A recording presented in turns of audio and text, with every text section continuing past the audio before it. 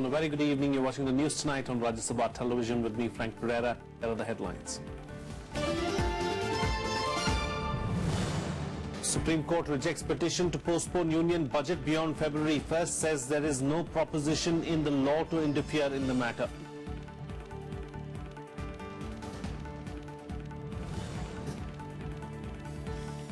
Tamil Nadu Assembly passes bill to lift the ban on Jallikattu at the special session of the State Assembly. Police use force in many places to break protests in many cities.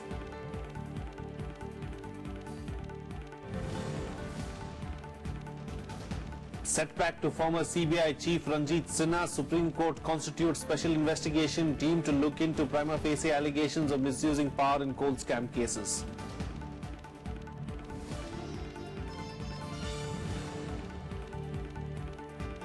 Prime Minister Narendra Modi pays tributes to Netaji Subhash Chandra Bose on his 120th birth anniversary, says Netaji's valour played a major role in freeing India from colonialism.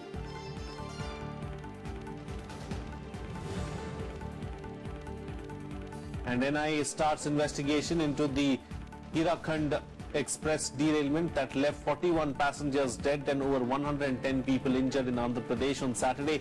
Four-member team to look into the possibility of sabotage.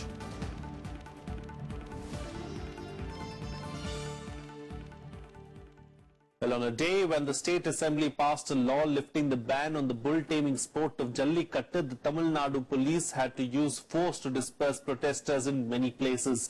The nearly week-long protest of thousands of people at Chennai's Marina Beach has been called remarkable, not only in terms of sheer scale, but also because of the determination of its young leaders to keep it apolitical and peaceful. Jallikattu protest across Tamil Nadu turned violent on Monday morning, with reports of stone pelting and lathi charge coming in from Chennai, Madurai and Coimbatore cities. State police tried to reclaim Marina Beach shoreline 2 days before the Republic Day event. Refusing to leave, protesters lined up at the seashore forming a human chain, while others staged a sit-in, while shouting slogans and resisting the police. They are beating the people heavily. They are throwing us. They are pulling us. They are pushing us. Police, they are not behaving well. This was a very peaceful crowd. This crowd knows all the ethics and they know all the principles. Okay, they were very silent. And what happened is suddenly the police just crashed into the crowd, and I don't know what the police are thinking in their mind. They don't know the ethics of crowd management, and they don't have the basic ethics to handle people. As appeals to clear the grounds failed, police in large numbers began to lift protesters physically to shift them out. Finally, they did manage to clear the grounds, with the district administration claiming they have the venue under their control. Despite promulgation of ordinance lifting ban on Jallikattu, protesters pledged to carry on agitation till a permanent solution was found. Political parties also appealed to the people to call off their agitation, even as some condemned the police action. I have no problem with the youth. I have full sympathy for the youth and also for other people from art and literature and other walks of life who are genuinely feeling that this should be allowed. It's a native sport and it should be allowed. But these people are trying to politicize. That's why I appeal to all these youngsters, please call off the education, resume your studies. The government of the day, led by Tirupati Selvam, has taken necessary action. And once, at an appropriate time, what else can be done to respect the sentiment of the people, that also will be kept in mind. There must be leaders who are spearheading the campaign, and state government should talk to them and try to convince them and find a solution. And instead of that, state government should not engage police and resort to any police action and police serious action against the agitators. Meanwhile, the special session of State Assembly was held to make Jallikattu ordinance into a law. I mean, the ordinance and the bill. If the bill tries to remove some of the features which the Supreme Court pointed out, which cause cruelty to the bull, then there's a question whether they can go against the Supreme Court judgment. Monday completed nearly a week of protest against the ban on Jallikattu, a period that saw leading film, political and cultural personalities coming out in the favor of bull taming sport in the state. Bureau Report, Rajya Sabha TV. Well, let's now get you the latest from the budget news.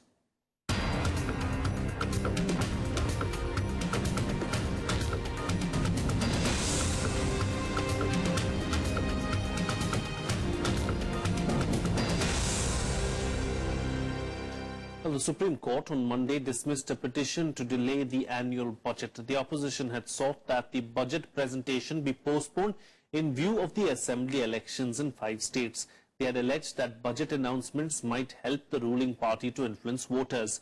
Dismissing the plea filed by Delhi-based advocate M.L. Sharma, the Supreme Court said there was no indication that it would influence voters in the state elections. The budget session this year will start from the 31st of January and the Union Budget and the Economic Survey are slated to be presented the day after. Shortly after the Supreme Court verdict, the government said it had called on an all-party meeting on January 30th to discuss the parliament session starting the next day. The meeting, called at 11:30 a.m. next Monday, will be aimed at reaching a consensus at presenting the budget. Matter is pending before the Election Commission. It is essentially an election issue, or the Parliament power to regulate its own business.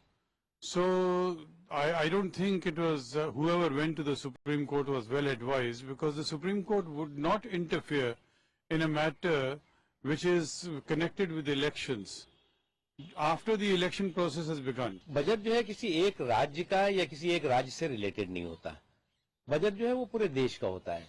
इसलिए जो लोग उसको रोकने की बात या जो लोग उसको बढ़ाने की बात कर रहे थे, उसमें तर्क नहीं था, तथ्य नहीं था, बल्कि राजनीतिक उसके कारण थे. बहुत अच्छा है कि जो सुप्रीम कोर्ट का भी डिसीजन है वो भी बिल्कुल जो संवैधानिक ड्यूटी सरकार की है उसके तहत है. Well, the union government is all set to present the general budget 2017 on February 1st. This year's exercise is expected to be not only taxpayer friendly, but also make extra efforts to restore liquidity in the wake of demonetization. Finance Minister Arun Jaitley has on several occasions pitched for lower tax rates. Experts feel that he could tweak income tax slabs and provide other sops for the common man. The upcoming budget could bring some cheer for individual taxpayers. The common expectation is that the exemption limit be raised from 2.5 lakh rupees to 3 lakh rupees and the slab rate be reduced. The lowest slab of 10% is on annual income of 2.5 lakh rupees to 5 lakh rupees and 20% from 5 lakh rupees to 10 lakh rupees. Above 10 lakh rupees, tax is levied at 30%. A revamp of the income tax structure will boost demand and give a fillip to the overall economic growth post-demonetization. Incentives for digital payments may also be announced to encourage people to move towards a cashless economy. Another slab of 5%. So to benefit people at a lower level. So now everybody pays 10%. The moment you reach it, you got 2.5. So one can be expected the slab may be reduced to 5%. So where the government may say up to from 3.5 or 4 lakh to 6 lakh, tax rate will be 5%. Corporate India also expects further reduction in corporate tax to boost private investment. In his budget speech of 2015, the Finance Minister had announced phasing out tax incentives with effect from April 1, 2017 and reducing the corporate tax rate from 30% to 25%. From the industry perspective, this is going to be a highly crucial budget. At the moment, the investment is not coming on the ground and the demand is not being generated. Unless the two things happen, the employment will not be generated. In a country of more than 125 crore people, just about 3.5 crore are in the income tax net.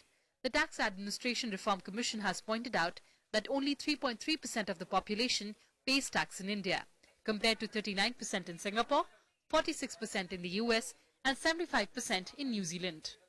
Tax sops may help double the number of income taxpayers and broaden the tax net in the country. Kriti Mishra, Rajya Sabha TV. In a major setback to former CBI Chief Ranjit Sinha, the Supreme Court today constituted a special investigation team to look into the prima facie allegations against him of misusing power in the coal scam cases. Current CBI Director Alok Verma will head the investigations. The three-judge bench said that the panel headed by former CBI Special Director ML Sharma has prima facie indicated Sinha for allegedly influencing the coal scam cases. Sinha is alleged to have met with several of the suspects accused of corruption in the allocation of coal fields to private firms. The apex court also asked the CBI Director to inform the court about the composition of his team and the time needed to complete the probe at the next hearing. Court said that the report of the former Special Director of CBI, Mr. ML Sharma, indicated that there was more than enough prima facie evidence to suggest that there had been some wrongdoing and therefore there needs to be an in-depth investigation in this matter. The investigation will be monitored by the court and let's see what happens now. Investigations have started into the derailment of the Hirakhand Express with the NIA and CID teams visiting the scene today to see if there was sabotage. Railway Minister Suresh Prabhu visited the accident spot at Kuneru station and subsequently visited Rayagada District Headquarters Hospital to check on the injured, most of whom are from Odisha. Prabhu said stringent action will be taken against those found responsible. The Railways has announced a compensation of 2 lakh rupees each for the relatives of those killed and 50,000 rupees each for the injured. The governments of Andhra Pradesh and Odisha have also announced 5 lakh rupees each for the next of relatives of those who died in the accident. 41 passengers were killed and more than 110 people were injured when the train rolled off the track near Kuneru station in Vizianagaram district of Andhra Pradesh on January 21st. The train was going to Bhubaneswar. जो भी वजह हो सकती है वो वजह पूरी तरह से जांच की जाएगी और जो भी उसमें जिम्मेदार होगा उसके खिलाफ हम सख्त कार्रवाई भी करेंगे. Here's a roundup of the other national news and nationwide. Prime Minister Narendra Modi today paid floral tributes to Netaji Subhash Chandra Bose on his 120th birth anniversary. Modi said he was honoured to have the opportunity to declassify files relating to Netaji and fulfill a popular demand pending for decades. In a series of tweets, the Prime Minister said Netaji's valour played a major role in freeing India from colonialism. A number of functions were organised in different parts of the country to mark the occasion.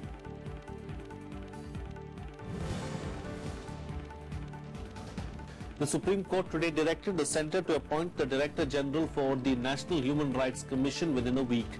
The court also asked the government to appoint members of the rights body within 4 weeks. The court also said the centre will be in trouble if it started hearing the matter and passes orders on it. A 56-year-old man and his minor son were today injured when a pressure bomb laid by Naxals went off on an under-construction road in Chhattisgarh's Sukma district. Sukma MP Indra Kalyan said that the incident took place near Milempalli village under Jagargunda police station limits when the victims were on their way to Dornapal. The injured were identified as Ranjan Bala and his son Indrajit Bala.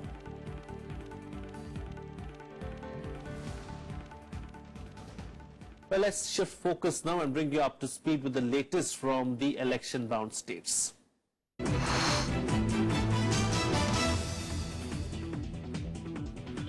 Samajwadi Party today released its third list of candidates for the Uttar Pradesh Assembly election. Chief Minister Akhilesh Yadav will contest from Mubarakpur, while Mulayam Singh's daughter-in-law Aparna Yadav is contesting from Lucknow Cantonment. Earlier on Sunday, the party released the list of candidates for 77 seats in Uttar Pradesh Assembly election. The Samajwadi Party is contesting UP Assembly polls in alliance with Indian National Congress. Congress had agreed on 105 seats, while the Samajwadi Party is fighting elections on 298 seats.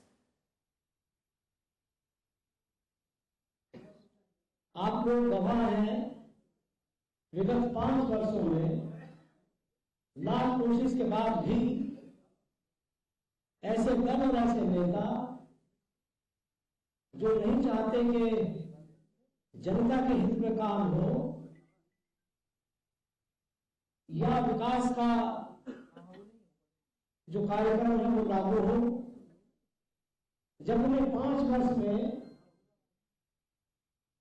सफलता नहीं मिली, उनकी कोशिश थी कि यहाँ अराजकता का वातावरण व्याप्त हो जाए। The senior Samajwadi Party leader Naresh Agarwal today refuted speculations about him joining the BJP. He alleged that the Saffron Party was spreading rumours for the fear of losing voters among the traders. पूरी baseless है और ये मुझको damage करने का plan किया जा रहा है। मुझे लगता है इसमें वो लोग हैं जो जिंदगी भर पॉलिटिक्स में न्यूसेंस का काम करते रहे हैं और मैं एनआई से भी जानना चाहता हूँ कि किस बेस पे आखिर इस खबर को उन्होंने दे दिया। मेरा संकल्प है भारतीय जनता पार्टी को उत्तर प्रदेश में हराना और मैं आपके माध्यम से व्यापारी वर्ग से भी अपील करूंगा कि नोटबंदी पे कम से कम करारा जवाब भारतीय जनता पार्टी को दें। अखिलेश मेरे नेतृत्व, राम गोपाल जी मेरे बड़े भाई हैं, मैं पूर्णतः समाजवादी पार्टी के साथ हूं। The Congress workers went on the rampage in Uttarakhand capital Dehradun today ahead of assembly elections in the state. The supporters who are unhappy over distribution of poll tickets vandalized the party's office.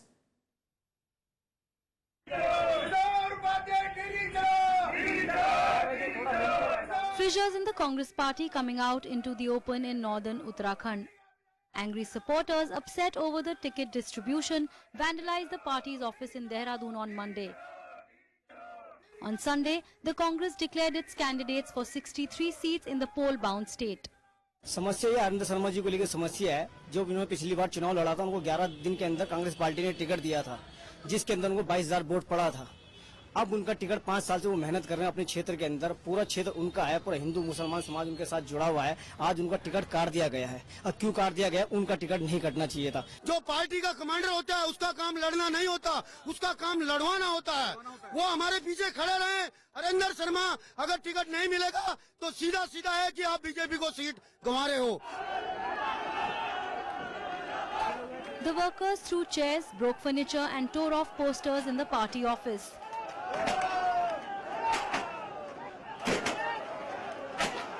Congress spokesperson said the workers will be persuaded and they will steadfastly campaign for the party for the upcoming elections.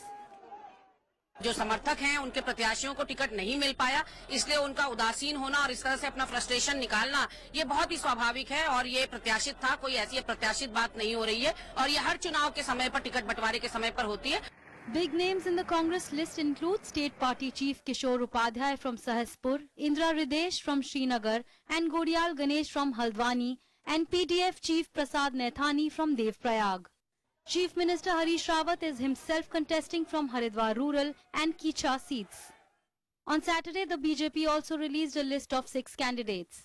कुछ हमारे जो पूर्व के विधायक थे उन्होंने कांग्रेस से चुनाव लड़ने का फैसला किया है, लेकिन हम उनसे इतना ही कहना चाहते हैं कि जब पहली बार उनको टिकट मिला था तो उस समय भी असंतोष था कार्यकर्ताओं में उनके प्रति, उनके टिकट को लेकर था, लेकिन भारतीय जनता पार्टी के नेताओं ने उनके पक्ष में सब लोगों को एकत्र किया और वो जीते।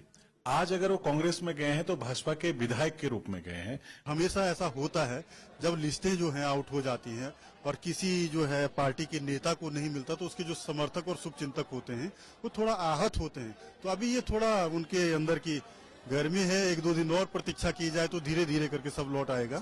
The Congress has given tickets to 4 former BJP MLAs, while many former Congress legislators had joined the BJP earlier. Elections to the 70-member Uttarakhand Assembly will be held on February 15th.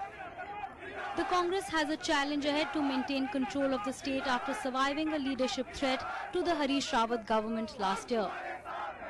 Rebellion has hit the political parties soon after announcement of tickets. Disheartened local leadership is expected to have a considerable impact on election results. With camera person Santosh Yadav, Navikram Singh, Rajya Sabha TV, Dehradun. The Goa Pradesh Congress Committee on Monday released the party manifesto ahead of the upcoming Goa Assembly elections. The party promised free petrol for the youth and wheat at 2 rupees, rice at 3 rupees and sugar at 7 rupees each. The manifesto also promises to provide free water and electricity to the poor people without any increase in further taxes. Congress leader Jyotiraditya Scindia released the manifesto. The party has also promised to waive off outstanding mining loans to the extent of 1 truck loan per family. Goa will go to the polls on February 4th and the counting of votes in the state will be held on March 11th. Well, here's a roundup of the other election-related news in Polpuri. The BJP on Monday released its first list of 31 candidates for the Manipur Assembly elections that are scheduled to take place in March this year. Out of the 31 names, the party has announced 20 candidates for the first phase and 11 names for the second phase of elections. Polling for the 60-member Manipur Assembly will be held in two phases on March 4th and 8th. BJP is in a direct fight with the Congress in the state but is unlikely to project any chief ministerial candidate. As many as 126 officials deployed for election duty in Uttar Pradesh will have a day's salary deducted for allegedly being absent from duty. They were deputed as presiding officers and polling officers but were found to be absent during a training session. Assembly elections in Uttar Pradesh will start from February 11th. The Aam Aadmi Party's national convener Arvind Kejriwal on Monday claimed that the BJP was baffled by the popularity of AAP's chief ministerial candidate Elvis Gomes, and that is why it wants to bring back Manohar Parrikar to his home state. The BJP has been maintaining suspense over its chief ministerial candidate post-assembly elections in Goa. The party had recently said that the next chief minister of Goa would be either from the elected representatives or will be sent from the centre, fueling speculations about Defence Minister Manohar Parrikar being sent back to join Goa politics.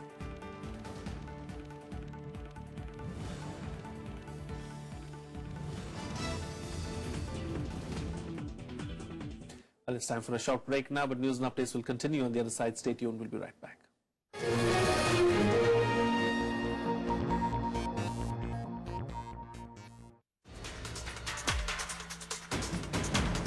Hello and welcome to India's World.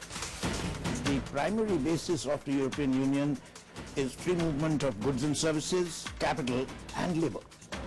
And she's closed the labour option. It was a vote where populism won over cold statistics and logical messages about the gains that Britain has made out of being a member of the European Union. The trade part is not what the killing part. It's the services part which is motivated. How you do that? Watch experts debate what hard Brexit means for the UK in India's World on Rajya Sabha television.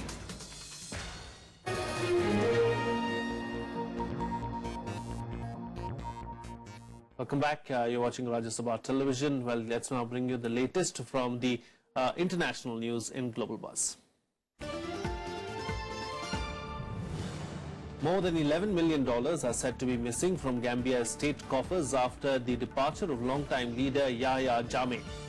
Luxury cars and other items were reportedly loaded onto a cargo plane as Jammeh left the country after 22 years in power. Financial experts were trying to evaluate the exact loss. Meanwhile, a convoy of military vehicles entered Gambia's capital, Banjul, on Sunday as part of an operation aimed at securing the country to allow new President Adama Barrow to return and take up office.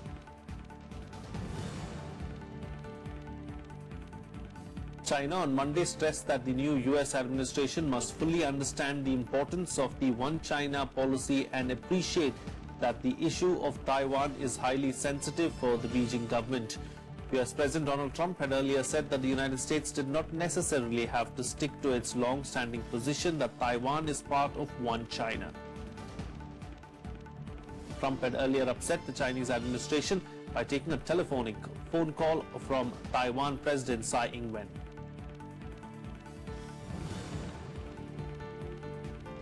More than 70 people were killed as the weekend saw renewed fighting in Yemen. Airstrikes by a Saudi-led coalition and fighting near the strategic Bab al-Mandab Strait killed at least 54 fighters of Shiite Houthi rebels and allied troops loyal to ex-President Ali Abdullah Saleh. 14 members of the pro-government forces were also killed. This comes as pro-government forces push to oust rebels from a key stretch of coastline.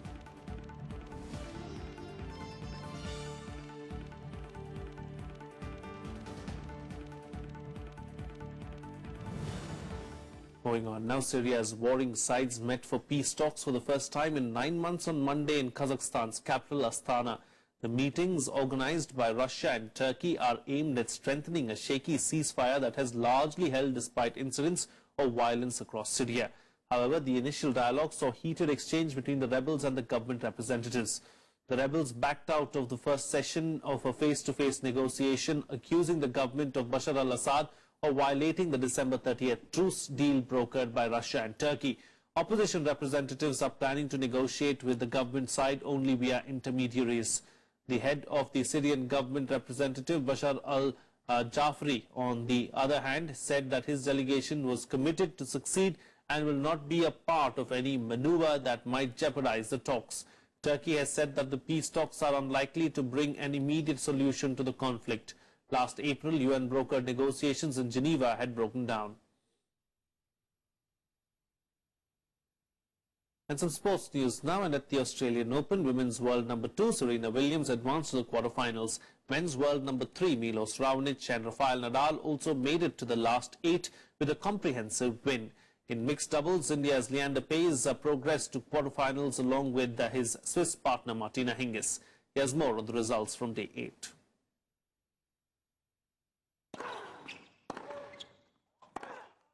After a day of major upsets at the Australian Open on Sunday, the tournament saw no surprises on Monday.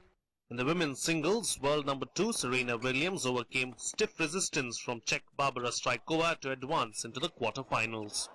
The 35-year-old American was broken thrice in the first set but managed to win it 7-5. The 6-times champion then shifted gears in the second to close out the match with a 7-5, 6-4 victory.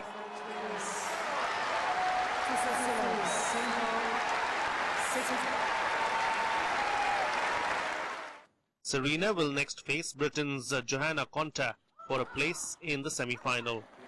9th seed Konta saw off Russia's Ekaterina Makarova 6-1, 6-4 to reach the last 8 without dropping a set.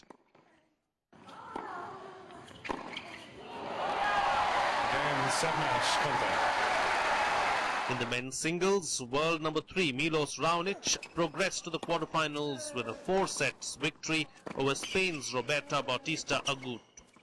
The 26-year-old Canadian dropped the second set but came back strongly to win 7-6, 3-6, 6-4, 6-1. But he got there in the end against...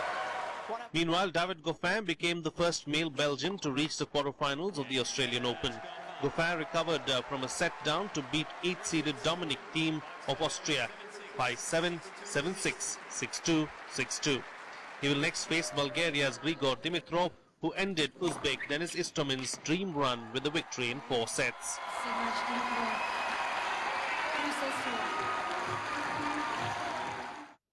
India's Leander Paes and his Swiss partner Martina Hingis also reached the quarterfinals of the mixed doubles with an emphatic win in the round of 16.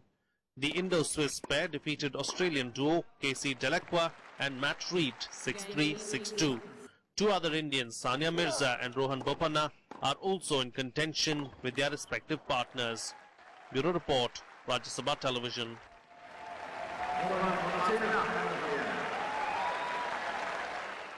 Well, that's it on this edition of News Tonight. Have a good night.